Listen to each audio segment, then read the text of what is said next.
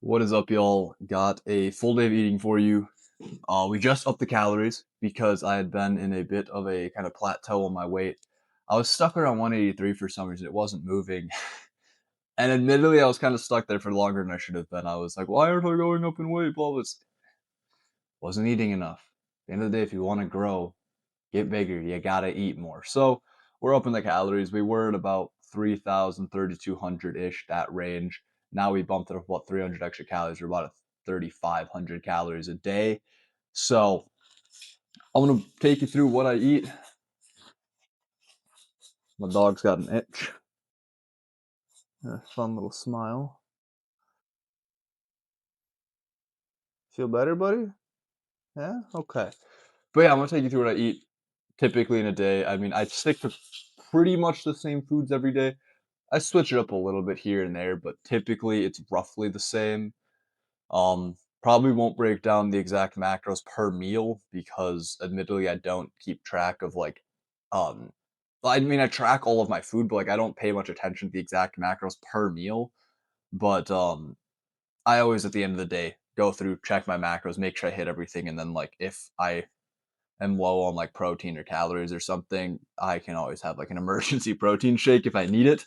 But yeah, because I shoot for about 3,500 calories a day, um, 200 plus grams of protein a day. So yeah, I'll tell you through what I'm eating. Oh, by the way, body weight is at 184 right now, so we're one up from that plateau. But I only just upped calories this week, so we're still slowly climbing. So it'll be a slow growth, but that's okay. That's what we need. We don't want to put on too much fat. But anyways, meal number one, we have 200 grams of Greek yogurt. I use the Oikos Pro. It's got a little more protein in it, a little more calories. Excuse me. If I was on a cut or in prep and I was eating yogurt, it'd probably be the Oikos Triple Zero, just because the no fat. It's still some good protein, a little less protein, but good protein. Only 90 calories. This has a little more calories, but it's because it's got the more protein. I think a little more fat, that type of stuff. And then on top, I put 65 grams of. It's like this. I found it at Walmart. It's just this great value peanut or peanut butter protein granola. So it tastes pretty good, gives it a little crunch. And then it's got 13 grams of protein, and it gets me my carbs in for the morning because I need some carbs. So that's good. And then I have some electrolytes in my water in the morning because it's good to start your day with electrolytes. You need your electrolytes. You literally just went all night sleeping 8 hours, not drinking any water, maybe a sip or two if you woke up in the middle of the night and had a quick sip of water, but you haven't drank much, right? So when you wake up, you should have your electrolytes, replenish those electrolytes, I guess, in your body. Make sure you get nice and hydrated. It's just a good thing to do. Um, and then one more thing, when I head out to work, I also grab a banana on my way out, and I just have a banana as a mid-morning snack, probably an hour or two from now, just to hold me over until lunch. But I'm gonna eat this and then finish getting ready for work and head out. But I'll be back here for lunch, and I will catch you guys then. It's crazy foggy out here today. We got some frost on the roof of the garage and stuff. It's getting cold. All right, y'all. So we're back for lunch right now. I'm snacking on these two. These are just old Wisconsin turkey meat sticks, basically. I always snack on two of these quick while I'm waiting for my rice to cook. I also got a zero sugar cream soda Dr Pepper, but I'm waiting for my rice to cook. I do 150 grams of rice, and then I do 200 grams of chicken as the actual lunch meal, and then 3 cheese sticks. But I'll show you that once all that food's cooking. But just wanted to pop in because I'm eating these for a snack and make sure you guys see that I'm getting this. I'm trying to show you everything I eat. So even if it's not with the full meal, because I'm waiting for other food to cook, I'm gonna eat these, and then I'll show you the full meal in a bit once the food's actually done cooking. But pro tip: when you're cooking rice, I used to be lazy and just toss it in the rice cooker and cook it. Wash it, rinse it a couple times. You can put it in the little rice cooker bowl thing, and then run under some water, strain it, run under water, drain it, run under water a couple times until it's the water isn't cloudy anymore, and then cook it. It makes it taste better. There's no real other reason to that. It just makes your food taste a little bit better. So yeah, pro tip if you want your rice to taste a little bit better. But I'll check in once the rice is actually done and we have the full meal. Right now I'm gonna enjoy these little turkey sticks.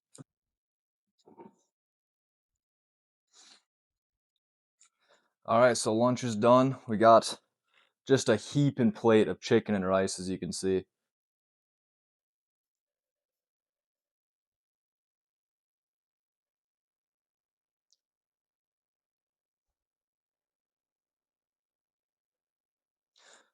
But yeah, so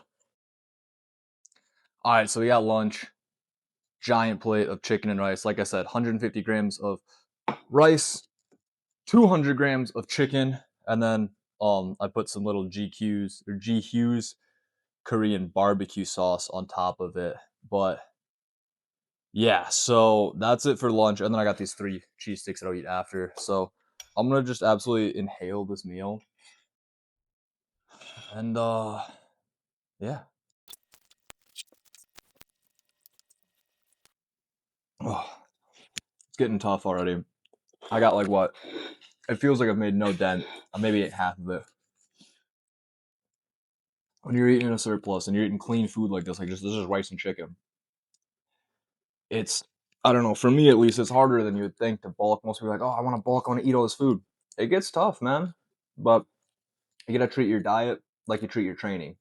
You train hard. You put in all this work in the gym. You hype yourself up.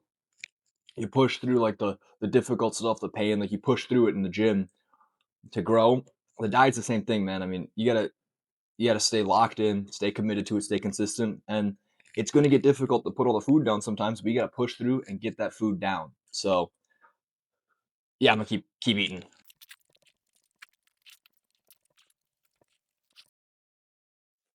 All right, there we are. Meal's done. I just gotta eat these cheese sticks. Oh, putting down all that chicken and rice can be a battle, but you got to do it. The hardest part I feel like is the high protein diet because people a lot of times, unless they're super gym oriented, don't think about the protein they need to eat, and then B, protein is really filling and satiating and it'll hold you over for a while. So eating a high protein diet, you're gonna get full and it's gonna get hard to get all your food in sometimes. Some people can just eat a lot and like I'm not one of those people. I wish I was. Cutting is low key easier for me. Not like crazy cutting like prep. That's still difficult. But it's easier for me to not eat than it is for me to eat a lot. Maintenance is the best, but I mean that's everybody. It's easy to eat where your body wants to be. But anyways, that's it for this meal. Next time I'm checking in will be our pre-workout meal. We got a leg day today, so I will be catching you for my pre-workout meal, which is probably like the most fun meal I have every day, and you'll see why. It's not necessarily my favorite. My favorite meal is my last meal of the day, but the pre-workout meal, which is our next meal, is like the most fun meal, and you'll see why when we get there. So, yeah, I'll catch you when we're about to head to the gym and we're having our pre-workout meal. So, see y'all in a bit. All right, so we're on to the pre-workout meal.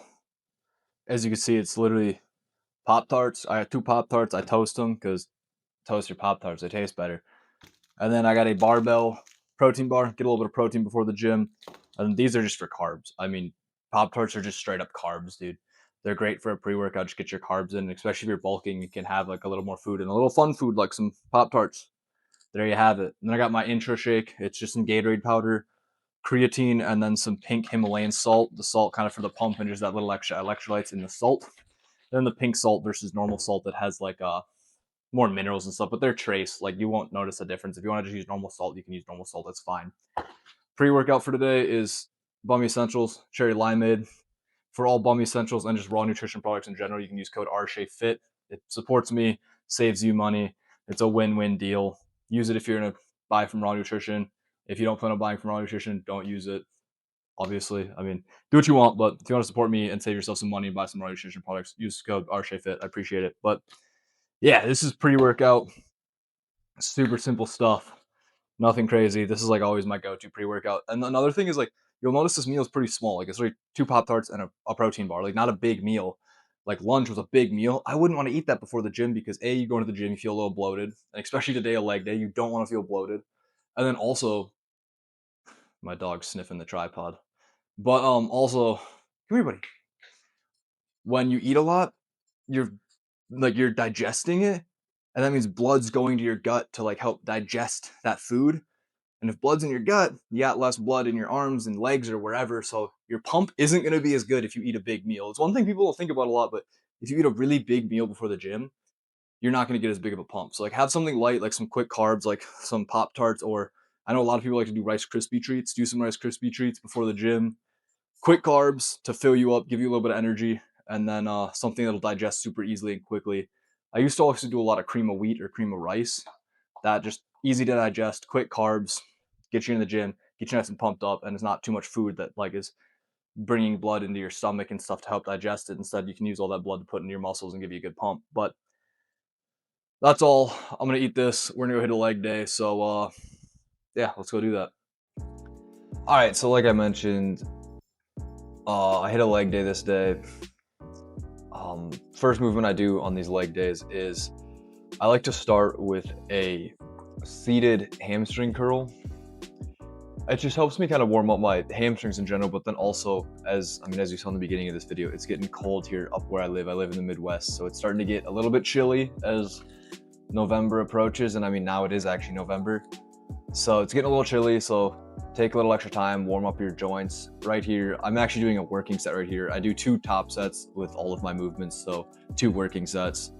But I did plenty of warm-ups here, and then I like to start with either like a leg curl or leg extension just to warm up my knees before I go into like a leg press or a hack squat or a normal squat or anything compound in nature. I just want to make sure my legs and knees are fully warmed up now that it's getting nice and cold.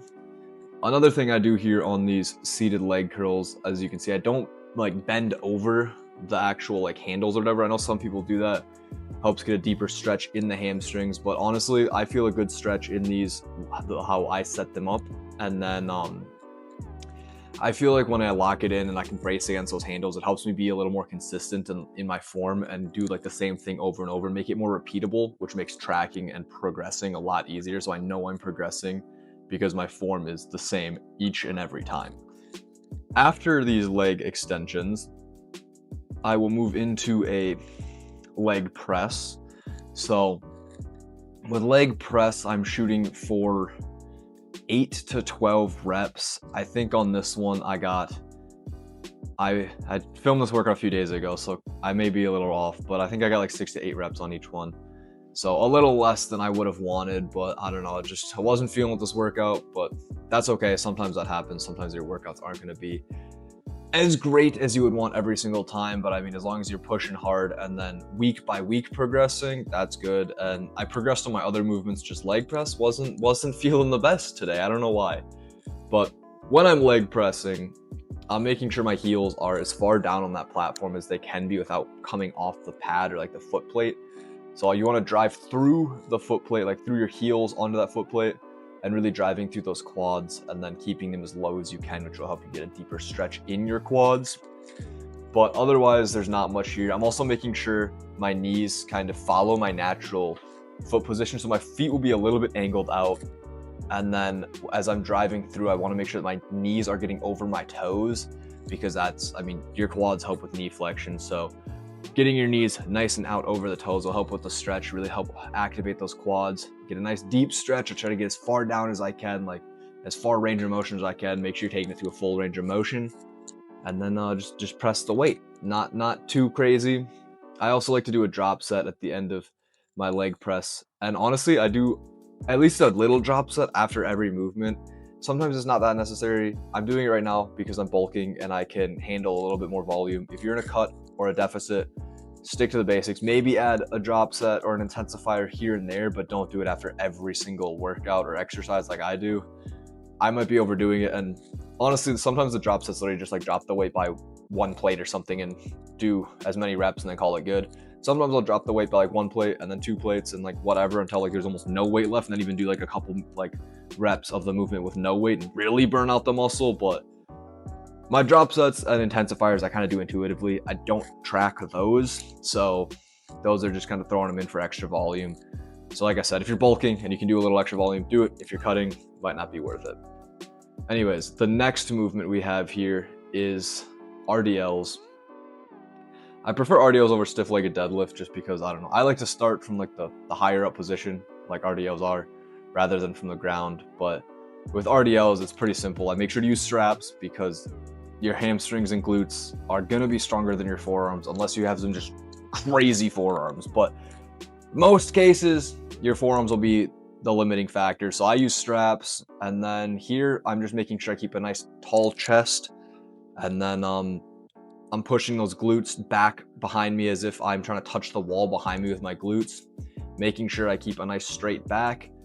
Go down until I feel a nice stretch in those hamstrings, and then pull it back up, making sure I feel like I'm pulling through my hamstrings. And then also, once you get to the top, really squeeze those glutes, and that'll help make sure you're not using your lower back or anything. And when I focus a lot more on really squeezing my glutes that are at the top, it has helped me reduce a lot of back pain that I used to get from RDLs. So make sure you're doing that. If you've experienced some like back discomfort or anything like that, really squeeze those glutes when you get to the top, and it should help out with that. But yeah, with this, I'm just kind of pushing those glutes back as I'm trying to touch the wall behind me. And then another tip I've kind of heard is like, as you start the movement, like because there's a hip hinge, imagine like if you're like sitting down into a chair, like not bending your knees, but like how you would like kind of push your butt out as you're about to sit down and then hinge at the hips and then go down. That first initial part where you sit, like push your butt out and then hinge down on your hips as if you're about to sit back into a chair.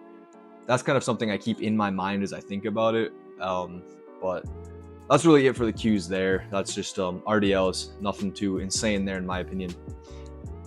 After RDLs, I go into a leg extension machine. Nothing crazy here either. I set the seat back one away from all the way back. It's just what feels best for me, and then I can get a deeper stretch by setting the feet, the backrest a little further back. But again, here it's just really focusing on making sure I'm contracting my quads to bring the weight up, rather than just like trying to push the weight up by any means possible. Really contract the quads and use the quads for this movement, because that's what the leg extension is for. It's obviously for your quads. And as you can tell, I alternate a hamstring movement, then a quad dominant movement, then a hamstring movement, then a quad movement, just so they're all a little bit fresh as I go into it. So after the leg extensions, I move into kind of a superset here, where I just ended off. I do calf raises here on the leg press, and I opt for the leg press just because my gym, we don't really have like a standing calf machine. We have one of the seated calf machines, but I don't really like to use a seated calf machine. I like when I'm hitting calves to make sure my legs are straight. So I opt for it here on the leg press. Sometimes I switch it up and I'll use like a machine leg press, or I'll hold dumbbells and do like support myself with like a squat rack and then like stack up some plates or something to get a little elevation and then do calf raises that way. I switch it up, but like mainly just like a straight legged calf raise option. And then I superset calves with some hanging leg raises for abs. And with these hanging leg raises, I mean, they're pretty simple. You just bring your legs up and contract to the abs. But then something I do think about to kind of help keep myself from swinging too much, like I will swing a little bit, it's just kind of inevitable on these leg raises, but I'm thinking about bringing my chest down as if I'm doing a crunch while I bring my legs up. And since I'm hanging there and bracing to my arms, you're not actually gonna move your chest down really, but it'll help you really contract the abs as you bring the legs up and contract through the abs rather than just swinging your hips around. So that's it for this lower day. Let's get back to this full day of eating. All right, so we just got back from the gym. We have our final meal of the day. It is 150 grams of rice and about 300, I think it's like 334 or 340 grams of the steak. It's like Gary's Quick Steaks. I just find them at Sam's Club, and they're technically like these frozen steaks. I think they're for Philly cheesesteaks, but I don't know, they're really good. I like them. It's definitely not the leanest meat. It's a bit more fatty, but with how my other meals are, they're pretty low fat. And it's still high in protein. So, and then obviously like the rice has the carbs and stuff. So this is my post-workout meal, the last meal of the day. And after this meal, I'll put the macros up somewhere wherever I have space around me. But total macros are 3,500 calories, give or take a little, like probably round to the nearest 50 or something. So I mean, there's obviously a slight variation in there. It's like 350 calories. It is 230 grams of protein. So I'm still eating technically over a gram per body weight, but I don't know. I figure if you can get it down, more protein doesn't hurt as long as you're kind of keeping other macros fairly decent. So 230 grams of protein, 430 grams of carbs, which I like to keep high carbs. They give me good energy, give me good pumps. So keep the carbs a little bit higher. And then I do low fat. So it's 83 grams of fat. So under 100 grams of fat. Like I said, this is a fattier cut of meat, but I can afford that because most of my other meals are pretty low fat. Like the chicken, not much fat there. The Greek yogurt, pretty low in fat. Pop-Tarts, like I said, mostly carbs, pretty low in fat. Honestly, they're just carbs. The protein bar has a bit of fat in there. Protein bars are, I don't know, people like think of them as a super healthy snack, but I mean, the barbell is still 200 calories. It's got a decent bit of fat in there. It's got good protein in there, but like it's still got fats and carbs. So like read the nutrition label of your protein bars and make sure that it's the right fit for you, whether you're in like a bulk, a cut. Like there are different protein bars that work for different things. And I don't know, just make sure you're aware of what they are, because I mean some of them it's just like eating a candy bar with protein in it. So like be aware. They're not always like, just because it's a protein bar doesn't mean that it's like a low calorie snack. Like a barbell protein bar is 200 calories. In a bulk, that's great. You get your protein, you get some more calories, but like if you're cutting 200 calories is like a decent chunk of your day, like potentially. So you got to be careful. But yeah, that's all I got. I'm gonna eat this meal. I ran on a big fork, so I should have a little fork now.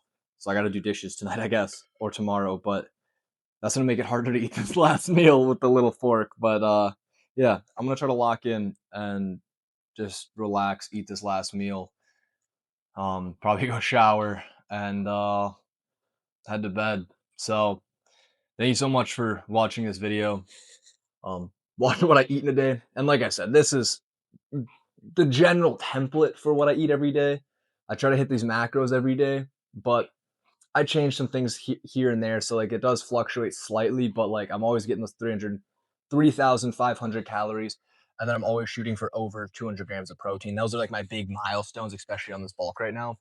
Everything else will fluctuate just a little bit, and like whether how high in protein. Like today was 230 grams of protein. Sometimes it's a little bit lower, sometimes it's a little bit higher. It fluctuates, depends on minor changes I make throughout the days. But for the most part, this is the general template of what I eat every day. I think I literally ate the same meals you saw today, like for the past week. So it is fairly consistent, but sometimes I change things around.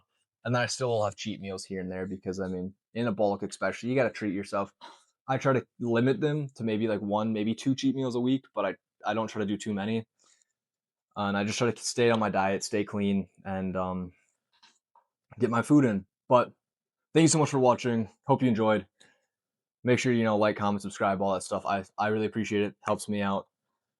And yeah, that's all I got. So I'll catch you all in the next video. Make sure you're hitting your macros. I'll see y'all later. Peace.